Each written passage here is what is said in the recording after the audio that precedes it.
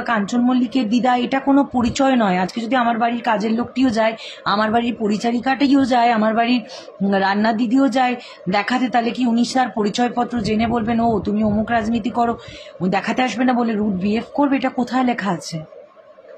আর আমাদের জানার এইটুকু অধিকার নেই যে কোন ওষুধটা দেবো কোন ওষুধটা দেবো না। আর এইটা হচ্ছে তার প্রমাণপত্র, সেটা হচ্ছে এইটা হচ্ছে এই যে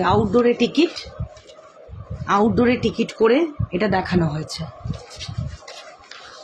এটা হচ্ছে ডিসচার্জ সামারি যেদিন ছাড়া হয়েছে। এবং বিষয়টা হচ্ছে যদি আমরা প্রভাব খাটিয়েই দাদাগিরি করে, সকল যেটা আপনাদের ভাষায় দাদাগিরি করে দেখাতে যাবে, তাহলে আউটডোরে টিকিট কেটে লাইনে দাঁড়িয়ে কেনই বা দেখাবো?